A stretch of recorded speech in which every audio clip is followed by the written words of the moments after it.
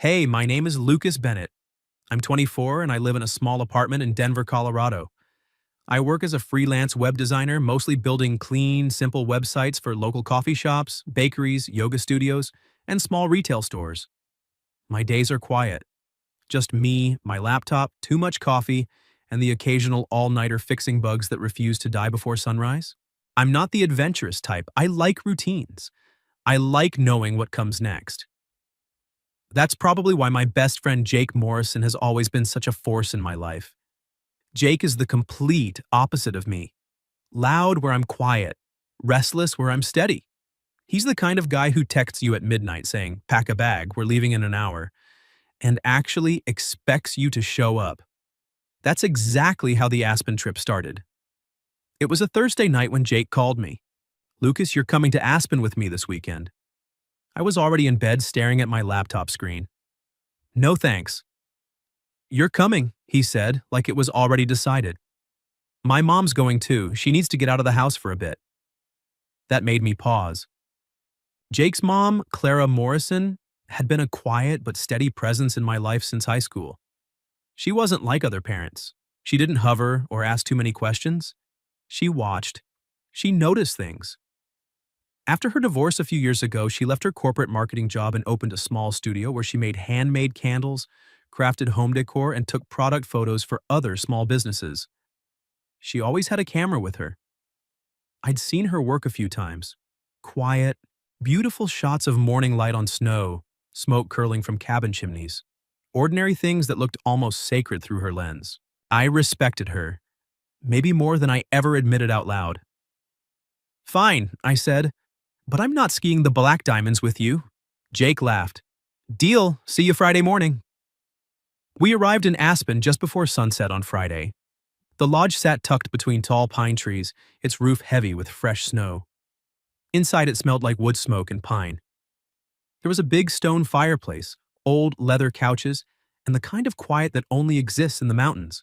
The next morning, Jake dragged me out to the slopes right after breakfast. I was terrible on skis. He spent half the morning laughing at me while I tried not to faceplant into the powder. Clara didn't join us.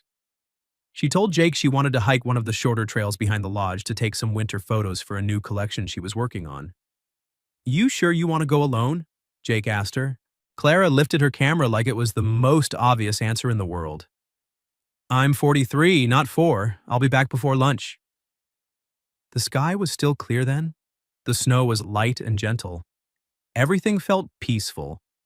We skied for a little over an hour before stopping near one of the resort's rest stations. That's when the wind changed. It happened fast. One minute the sun was out, the next the sky turned a heavy, bruised gray. An employee from the resort came running over, shouting that a snowstorm was moving in quicker than expected, and everyone needed to head back to the lodge immediately. Jake tried calling his mom. No answer. He called again. Still nothing. His face changed. I'd never seen him look scared before. "She went up the north trail," he said, pointing toward the dense pine forest behind the lodge, the one with the overlook. We rushed back and asked the staff. One of the older guys remembered seeing Clara heading up that trail about an hour earlier with her camera.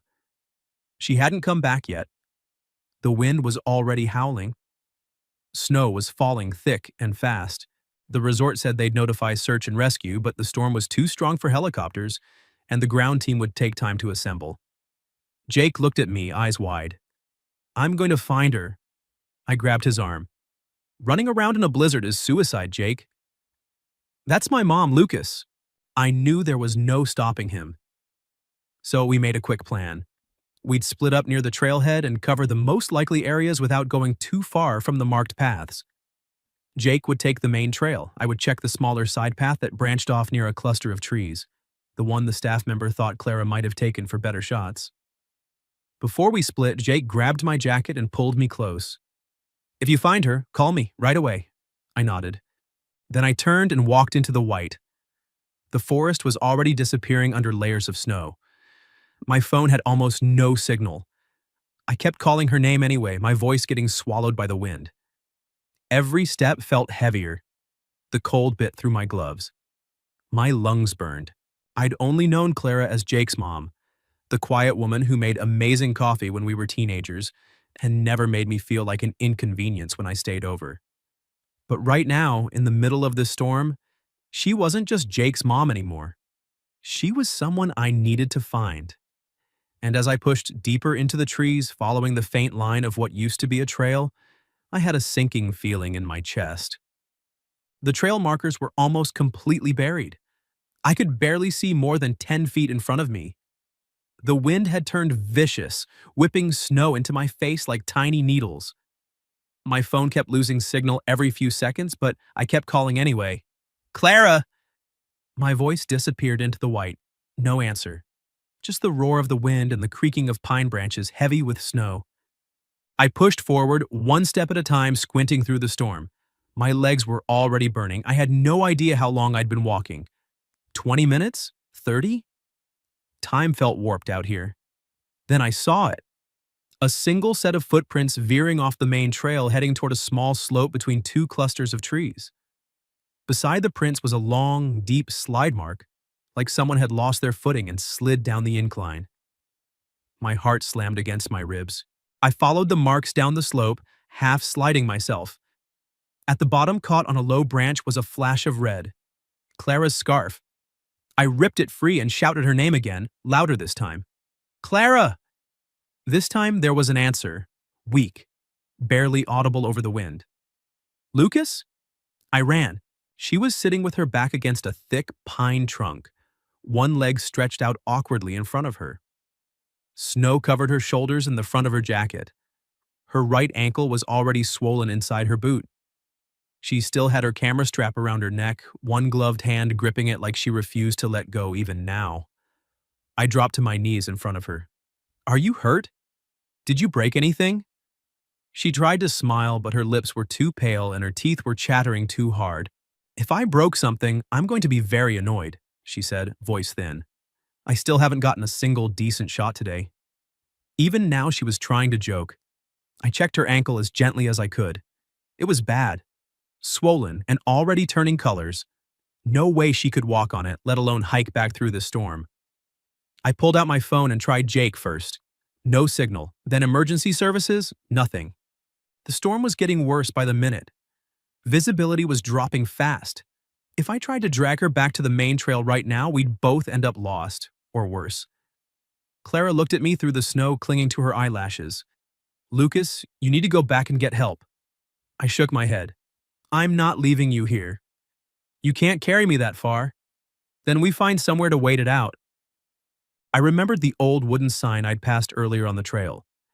It had been half covered in snow, but I was sure it said, Emergency Shelter, 0.6 mile, with an arrow pointing deeper into the trees. I didn't know if the shelter was still standing, or if it was even stocked, but right now it was the only chance we had. I helped her up.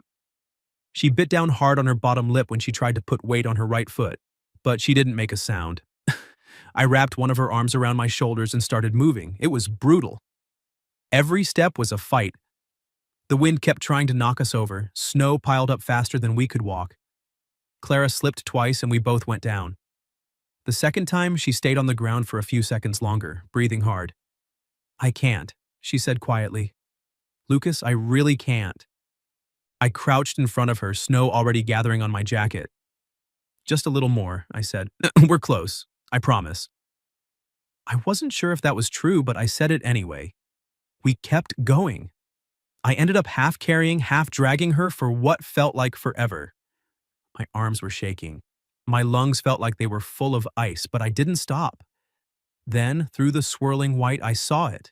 A small, dark shape between two tall pines. Low, wooden roof. No lights, no smoke. Just a tiny emergency shelter that looked like it hadn't been used in years. I half-carried Clara the last 20 yards and used my shoulder to shove the door open. It was blocked halfway with snow. It took 3 hard pushes before the door finally gave way with a groan. Inside it was dark, freezing, and smelled like old wood and dust. But it was dry. And right now, dry meant survival. The shelter was barely big enough for 2 people. One narrow wooden bed pushed against the back wall, a couple of old wool blankets that smelled like dust and pine, a dented metal first aid kit, and a small cast iron stove in the corner with just enough dry firewood stacked beside it to last the night if we were careful. I helped Clara sit on the edge of the bed. She was shaking so badly her whole body trembled. I knelt in front of her and carefully unlaced her right boot. Her ankle was already twice its normal size, the skin around it turning an ugly purple.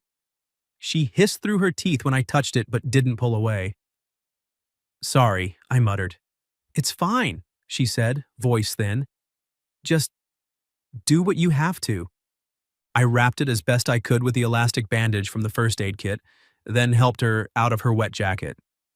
Her sweater underneath was damp at the shoulders and sleeves.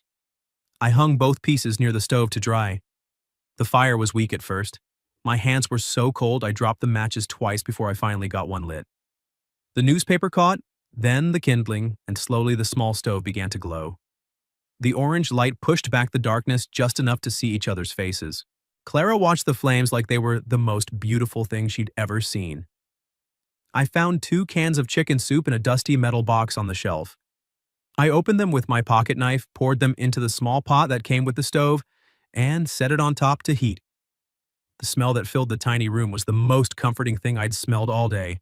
We ate in silence, passing the pot back and forth, each taking a few spoonfuls. It wasn't much, but it was hot, and that mattered more than taste right now. After we finished, the cold started creeping back in. The walls were thin. The wind outside screamed like it was angry we'd found shelter. Clara's teeth started chattering again. Her lips had gone pale. I took off my own jacket and draped it over her shoulders without asking.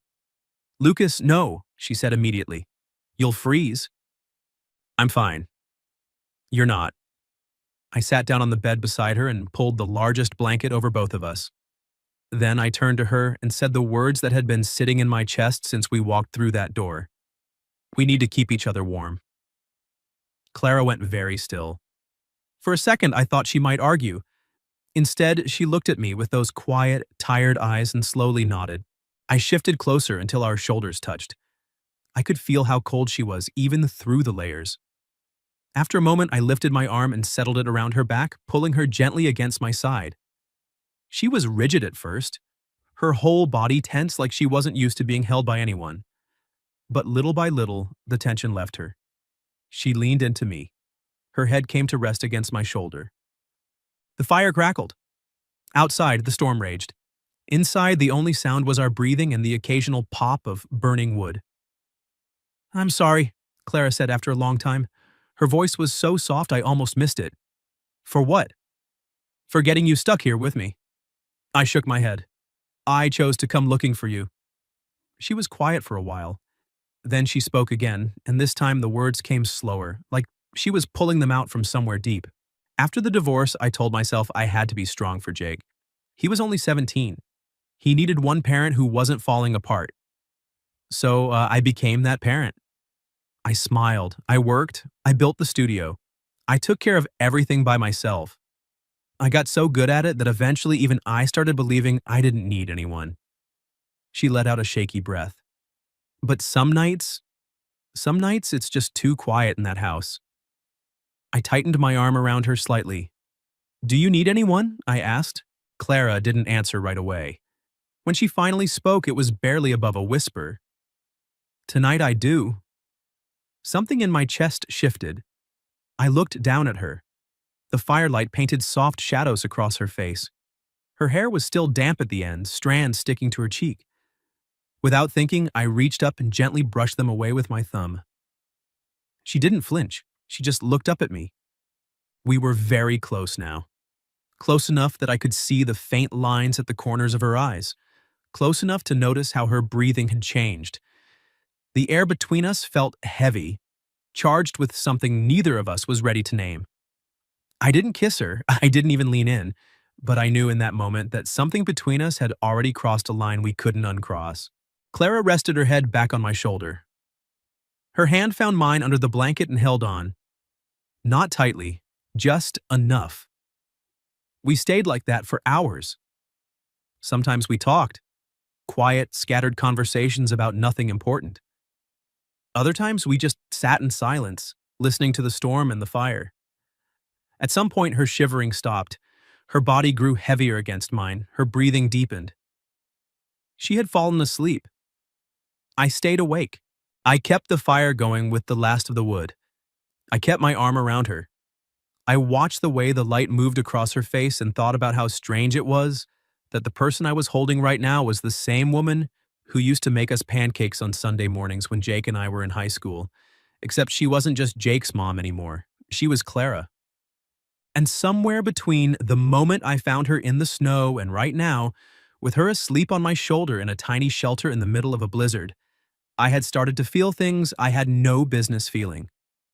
I looked at the red scarf hanging near the stove, slowly drying in the heat. Tomorrow the storm would pass. Search and rescue would find us. We would go back to our normal lives in Denver. Jake would still be my best friend. Clara would still be his mother. But I already knew that nothing was going to feel normal again. Not for me, not after tonight. I don't remember falling asleep. One minute I was staring at the dying fire, the next, I was being shaken awake by bright morning light and the sound of voices outside. The door burst open. 3 people in bright orange rescue jackets stepped inside, snow still clinging to their gear. Behind them came Jake. He pushed past everyone and dropped to his knees in front of his mother. "Mom!" he said, voice cracking. "Jesus, Mom!" Clara stirred against my shoulder. She blinked slowly, then reached out and touched Jake's face like she needed to make sure he was real. "I'm okay, baby," she whispered. "I'm okay." Jake pulled her into a tight hug, careful of her ankle. Over her shoulder, his eyes found mine. He didn't say anything at first, then he stood up, walked over, and wrapped his arms around me so hard I could barely breathe. "Lucas," he said into my jacket, "I owe you my fucking life, man." I patted his back awkwardly. "You don't owe me anything." When Jake turned back to his mom, Clara looked at me over his shoulder, just for a second. Her eyes were tired, but there was something else in them now. Something soft and uncertain and a little scared. It hit me right in the chest. We were airlifted out an hour later. The storm had passed during the night, leaving behind a bright, blinding world of fresh snow. At the lodge, everything was chaos in the best way. Staff kept apologizing. Other guests kept asking if we were all right. Someone even brought us hot chocolate that tasted like heaven. Jake kept repeating the story to anyone who would listen. How I went out alone in the blizzard and found his mom. People started calling me a hero. I hated it. I wasn't a hero. I was just a guy who couldn't stand the thought of Clara being out there alone. Before we left Aspen that afternoon, Clara pulled me aside near the parking lot while Jake was loading the car. She was using a pair of crutches one of the staff had lent her. Her ankle was in a proper brace now. She reached into her coat pocket and pulled out the red scarf. It was dry and warm from being near the heater all morning. "Take it," she said quietly. I shook my head. "It's yours. You need it more than I do right now." She pressed it into my hands. "Consider it a thank you." Her fingers brushed mine when she let go. Neither of us moved for a second. "Clara, don't," she said gently. "Not yet." I nodded. I understood. Jake was only 20 feet away. The drive back to Denver was quiet. Jake talked the whole way, filling the silence with nervous energy. Clara mostly stared out the window. I sat in the back, the red scarf folded on my lap, and tried not to think about how different everything already felt. 2 weeks passed. Life tried to go back to normal. I went back to my apartment, back to my laptop, back to fixing websites and drinking too much coffee. Jake still texted me stupid memes and invited me over to watch games. Clara still existed in the background of our friendship like she always had. Except she didn't. Not anymore. The messages started small. "Did you make it home okay?" Then a little more. "My ankle is finally starting to feel normal again. Thank you for wrapping it so well." Then they became something else. She sent me photos from that day, shots she'd taken before the storm hit. One of them was the trail we'd been on with 2 tiny figures in the distance that I realized were me and Jake. I hadn't even known she was taking pictures of us. I replied, "You still managed to take beautiful photos right before getting lost." She answered almost immediately, "Some things are more dangerous the more you think about them." I read that message at least 10 times. We started talking about work. She asked if I could help redesign the website for her studio. I said yes without thinking. We spent 3 evenings video calling while I showed her different layouts. She had good taste. She noticed small details most people missed. Every time she smiled at something I showed her, I felt it in my stomach. The red scarf never left my desk chair. Some nights, when the apartment felt too quiet, I'd wrap it around my neck and sit on the couch with the lights off. It still smelled faintly like her, something soft and warm and a little like vanilla. I told myself I was being ridiculous. She was Jake's mom. I was his best friend. Whatever happened in that shelter was survival, nothing more. But the more I tried to convince myself, the worse it got. It all came to a head on a Sunday afternoon. Jake came over to watch the Broncos game. We were sitting on my couch, beers on the coffee table, when his eyes landed on the chair behind my desk. He went quiet. "Is that my mom's scarf?" I froze with the beer halfway to my mouth. "Yeah," I said after a second. "She gave it to me before we left Aspen. I keep forgetting to give it back." Jake stared at it for a long moment. Then he looked at me. Really looked at me. "My mom's been asking about you a lot lately," he said. I didn't know what to say, so I said nothing. Jake leaned back against the couch cushions. He didn't look angry. He just looked tired. Older than 24. "I'm not stupid, Lucas," he said quietly. "I saw the way she looked at you when they pulled us out of that shelter. And I've seen the way you've been acting since we got back." My heart was hammering so hard I was sure he could hear it. Jake continued, voice low. "I just need to know one thing. Are you looking at her like she's some kind of passing thing? Because if you are, you need to stop. Right now. She's been through enough shit in her life. She doesn't need someone making her feel unwanted again." I set my beer down with shaking hands. "I'm not," I said. "I'm not looking at her like that." Jake studied my face for a long time. Then he nodded once, slow and heavy. "Good," he said. "Because if you hurt her, Lucas, I don't think I'll be able to forgive you." He turned back to the TV like the conversation was over. But the weight of it stayed in the room with us for the rest of the afternoon. That night after Jake left, I sat alone in my apartment with the red scarf in my hands and finally admitted the truth I'd been running from since Aspen. I wasn't just thinking about Clara. I was falling for her, and I had no idea what the hell I was supposed to do about it. I sat on my couch long after Jake left, the red scarf in my hands. The apartment was quiet except for the low hum of the fridge. I kept turning the scarf over, running my thumb along the soft fabric, and finally stopped lying to myself. I couldn't keep doing this. I couldn't keep pretending that what happened in that shelter was just survival. I couldn't keep replying to Clara's messages like they didn't mean something more. And I sure as hell couldn't keep acting like I wasn't falling for my best friend's mother. Before I could talk myself out of it, I grabbed my keys and drove across town. Clara's house sat in a quiet neighborhood on the west side of Denver. The front porch light was on. A few dead plants still sat in their pots from winter. I parked at the curb and sat in the car for almost a full minute, staring at the steering wheel. Then I got out and walked to the door. She opened it wearing a cream-colored sweater and dark jeans, her hair loose around her shoulders. There was a small smudge of wax on her thumb from working in her studio. When she saw me standing there, she didn't look surprised. If anything, she looked like she had been expecting me. "Lucas?" I held up the red scarf. "I came to return this." Clara glanced at the scarf, then back at my face. Her expression softened. "You drove all the way over here just to give me back a scarf?" I swallowed. "No."